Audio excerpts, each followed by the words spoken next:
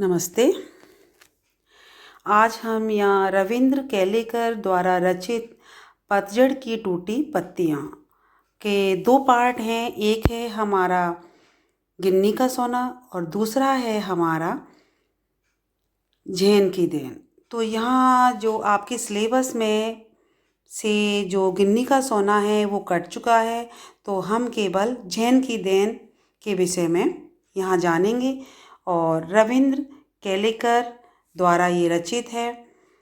इनके विषय में हम थोड़ा समझेंगे कि यहाँ ये इनका 7 मार्च 1925 को कोकड़ क्षेत्र में जन्मे रविंद्र केलेकर छात्र जीवन से ही गोवा मुक्ति आंदोलन में शामिल हो गए थे और गांधीवादी चिंतन के रूप में विख्यात।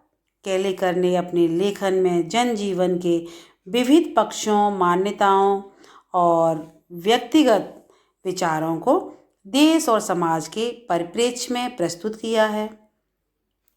इनकी अनुभवजन्य टिप्पणियों में अपने चिंतन की मौलिकता के साथ ही मानवीय सत्य तक पहुँचने की सहज चेष्टा रहती है। कोंकणी और मराठी के शीर्षस्थ लेखक और पत्रकार रविंद्र केलेकर की कोंकणी में 25, मराठी में 3 और हिंदी और गुजराती में भी कुछ पुस्तकें हैं।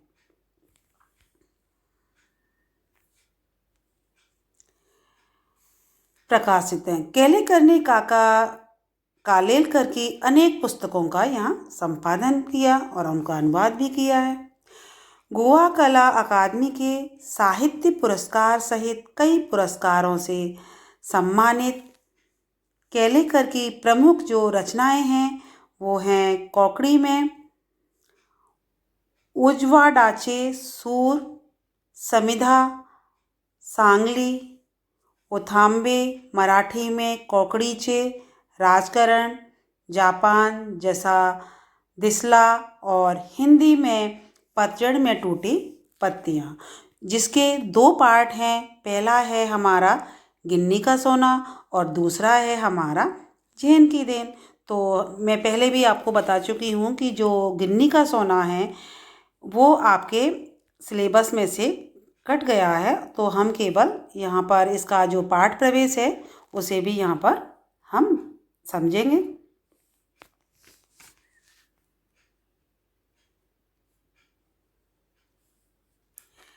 पाठ प्रवेश। ऐसा माना जाता है कि थोड़े में बहुत कुछ कह देना कविता का गुण है। जब कभी यह गुण किसी गद्य रचना में भी दिखाई देता है तब उसे पढ़ने वाले को यह मुहावरा याद नहीं रखना पड़ता कि सार सार को गहे रहे, थोता देह उड़ाए। मतलब मूल बात को ग्रहण करना और जो थोता है और उसे ये साधुओं की प्रवृत्ति होती है उसे उड़ा देना। सरल लिखना, थोड़े शब्दों में लिखना ज़्यादा कठिन काम है, फिर भी यह काम होता रहा है। सूक्ति कथाएं, आगम कथाएं, जातक कथाएं, पंचतंत्र की कहानियाँ उसी लेखन के प्रमाण हैं। यही काम कोंकणी में रविंद्र केलेकर ने किया है। प्रस्तुत पाठ के प्रसंग पढ़ने वाले से थोड़ा कहा बहुत समझने की मांग करते हैं। यह प्रसंग महज पढ़ने गुनने की नहीं, एक जागरूक और सक्रिय नागरिक बनने की प्रेरणा भी देते हैं। पहला प्रसंग हमारा गिन्नी का सोना और जीवन में अपने लिए सुख साधन जुटाने वालों से नहीं बल्कि उन लोगों से परिचित कराता है जो इस जगत को जीने और रहने योग्य बनाए हुए हैं, क्योंकि वो अपने लिए भी सोचता है और दूसरों को भी ऊंचा उठाता है। लेकिन हमारा जो पार्ट है मेन यहाँ पर दूसरा प्रसंग जो है झेन की देन, बौद्ध दर्शन में वर्णित ध्यान की उस पद्धति की याद दिलाता है जिसके कारण जापान के लोग आज भी अपनी व्यस्तम दिनचर्या के बीच कुछ चैन के भरे पल पा जाते हैं, जो कि टी सेरेमनी में वो जाते हैं। और जिस किसी को भी मतलब जो मानसिक तनाव से गुजरता है और वो वहाँ जा कर के अपने भूत और भविष्य को त्याग कर वर्तमान में जीने की कोशिश करता है। झैन की देन ये हमारा सेकंड पार्ट है। मैं जो लेखक हैं, लेखक का एक मित्र से क्या पूछना है कि जापान में मैंने अपने एक मित्र से पूछा, यहाँ के लोगों को कौन सी बीमारियाँ अधिक होती हैं? दोस्त ने कहा मानसिक रोग। उन्होंने जवाब दिया, दोस्त ने, यहाँ के 80% लोग मनोरोग हैं, मन के रोगी हैं। इसकी क्या वजह है? लेखक ने पूछा। कहने लगा मित्र कि हमारे जीवन की रफ्तार बढ़ गई है। यहाँ कोई चलता नहीं बल्कि दौड़ता है, कोई बोलता नहीं बल्कि बकता है। हम जब अकेले पढ़ते हैं तब अपने आप से लगातार बड़बड़ाते रहते हैं। अमेरिका से हम प्रतिस्पर्धा करने लगे हैं, मतलब एक आगे निकलने की होड़ है। एक महीने में पूरा होने वाला काम एक दिन में ही पूरा करने की कोशिश करने लगे हैं। वैसे भी दिमाग की रफ्तार हमेशा तेज ही रहती है। उसे स्पीड का इंजन लगने पर वह 1000 गुना अधिक रफ्तार से दौड़ने लगता है। फिर एक क्षण ऐसा आता है कि जब दिमाग का तनाव बढ़ जाता है और पूरा इंजन टूट जाता है।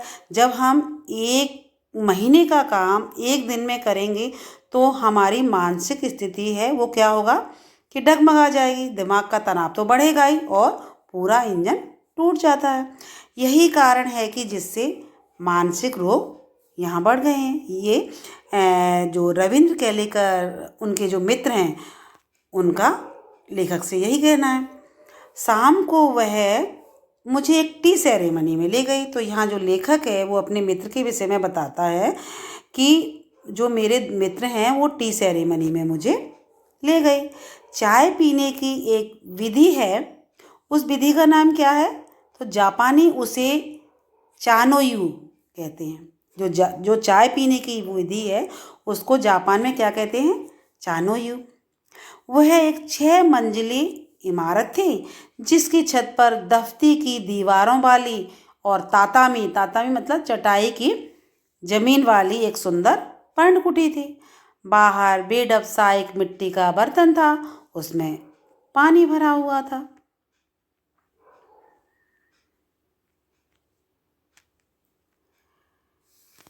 हमने अपने हाथ पांव इस पानी से धोए। यहाँ जो लेखक ने जो भी वहाँ प्रतिक्रिया की, जो भी कुछ किया, तो उसके विषय में वो बता रहा है कि मैंने क्या किया कि हमने वहाँ हाथ पांव इस पानी से धोए और तौलिए से पोंछे और अंदर गए जहाँ वो टी सेरेमनी में गए थे। अंदर क्या था कि चाजिन बैठा हुआ था जो चाय बनाता है। हमें देख करके वो खड़ा हुआ, एक आदर सम्मान के लिए कमर झुकाकर उसने हमें प्रणाम किया। दोजो अपनी भाषा में बोला, दोजो आइए, तशरीफ लाइए, मतलब एक आदर सत्कार किया उनका और कह कर के एक स्वागत के साथ उसे बिठाया। उन्हें बैठने की जगह हमें उसने दिखा दी और फिर उसके बाद अंगीठी सुलगाई और उस पर चायदानी रख दी। बगल के कमरे में जाकर कुछ बर्तन ले आया, चाजिन। तो ये चाजिन के विषय में लेखक बता रहे हैं। तौलिए से बर्तन उसने साफ किए। छोटी छोटी सी जो भी क्रियाएं की उनके बारे में लेखक बता रहा है। सभी क्रियाएं इतनी गरिमापूर्ण ढंग से की गई कि उसकी हर भंगिमा से लगता था कि मानो जय जयवंती के सुर गूंज रहे हैं। वहाँ का वातावरण इतना शांत था कि चायदानी के पानी का भी खदबदाना भी सुनाई दे रहा था। तो आगे क्या होता है कि जो चाजिन है, ये चाजिन है और ये लेखक और लेखक के मित्र हैं। क्योंकि वहाँ जो पर्णकुटी में जो विधि थी उसमें केवल 3 ही व्यक्ति अलाउ थे और 3 व्यक्तियों को ही वहाँ पर प्रवेश दिया जाता था। 3 व्यक्तियों से ज़्यादा वहाँ प्रवेश नहीं मिलता था क्योंकि वहाँ शांति भंग हो सकती थी।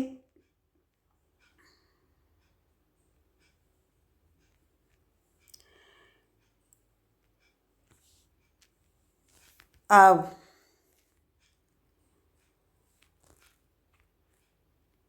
देखिए यहाँ पर कि चाय तैयार हुई, उसने वह प्यालों में भरी। चाची ने क्या किया, चाय बना के वो प्यालों में भर दी। फिर वे प्याले हमारे सामने रख दिए गए। वहाँ हम 3 मित्र ही थे, क्योंकि 3 से ज़्यादा वहाँ प्रवेश वर्जित था। इस विधि में शांति मुख्य बात थी, इसलिए वहाँ 3 से अधिक आदमियों को प्रवेश नहीं दिया जाता था। प्याले में 2 घूंट से अधिक चाय नहीं थी। अब आप देखिए कि चाय कितनी है, केवल 2 घूंट। प्याले में केवल 2 ही घूंट चाय है, और हम होठों से प्याला लगा करके एक एक बूंद चाय पीते रहे। करीब 1.5 घंटे तक चुस्कियों का यह सिलसिला चलता रहा। 2 घूंट चाय, और वो हमें एक एक बूंद करके पीनी थी, और वो भी केवल 1.5 घंटे में। पहले 10-15 मिनट तो मैं उलझन में पड़ा। तो लेखक ने जब इस तरह का वो जो दृश्य उसने अपने सामने देखा, तो वो उलझन में पड़ गया कि 2 घूंट चाय और 1.5 घंटे में पीनी है, वो भी एक एक बूंद करके। दिमाग की रफ्तार धीरे धीरे धीमी पड़ती जा रही थी। थोड़ी देर में बिल्कुल जो रफ्तार थी वो कैसे हो गई, बंद हो गई। मुझे लगा मानो अनंत काल में मैं जी रहा हूँ। यहाँ तक कि सन्नाटा भी मुझे सुनाई दे रहा था। जो एकदम शांत वातावरण था, वो भी लेखक को सुनाई दे रहा था। अक्सर हम या तो गुजरे हुए दिनों की खट्टी मीठी यादों में उलझे रहते हैं, या फिर भविष्य के रंगीन सपने देखते रहते हैं। जो बीत गया, क्या हुआ, अच्छा हुआ, बुरा हुआ, उसके बारे में बातें करते रहते हैं। या फिर क्या होता है कि भविष्य में क्या होगा, रंगीन सपने देखते हैं कि ये होगा, वो होगा। हम या तो भूतकाल में रहते हैं, तो यहाँ लेखक कह रहा है कि या तो हम भूतकाल में रहते हैं, या फिर हम भविष्य काल में। तो भूत भविष्य में क्या अंतर है कि असल में दोनों काल ही कैसे हैं, झूठे हैं, मिथ्या हैं। क्यों मिथ्या हैं? क्योंकि एक तो आया नहीं और एक चला गया। जो भूत है वो हमारा जा चुका है, और दूसरा हमारा भविष्यकाल आया नहीं है।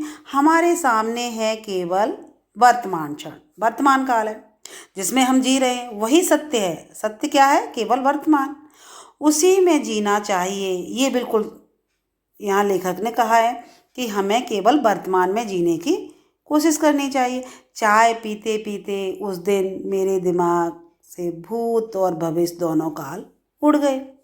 केवल क्या बचा? वर्तमान क्षण मेरे सामने था, और वह अनंत काल जितना विस्तृत था। जीना किसे कहते हैं, उस दिन मुझे हकीकत में वास्तव में पता चला। जैन परंपरा की यह बड़ी देन मिली है जापानियों को। तो आपने देखा कि जो जापानी लोग हैं, उनमें एक अमेरिका से एक होड़ है, एक प्रतिस्पर्धा है। वो आगे निकलना चाहते हैं, और ये होता भी है। जैसे कि छात्र हैं, उनमें भी एक प्रतिस्पर्धा होती है, हमें आगे निकलना है। लेकिन ठीक है, एक होड़ होती है, लेकिन एक वो लिमिट होती है, उसमें एक सीमा को हम पार नहीं कर सकते। 1 महीने का काम हम 1 दिन में नहीं कर सकते। उससे क्या होगा, हमें मानसिक तनाव हो सकता है, हम मनोरुग्ण हो सकते हैं, मन के रोगी हो सकते हैं। तो हमें ये कार्य करने की एक प्रक्रिया है, उसके अनुरूप ही हमें कार्य करना है। प्रतिस्पर्धा ठीक है, अपनी जगह है, लेकिन हमें कार्य के अनुरूप ही उसे करना है। 1 महीने का काम हमें 1 दिन में करने की आवश्यकता नहीं है।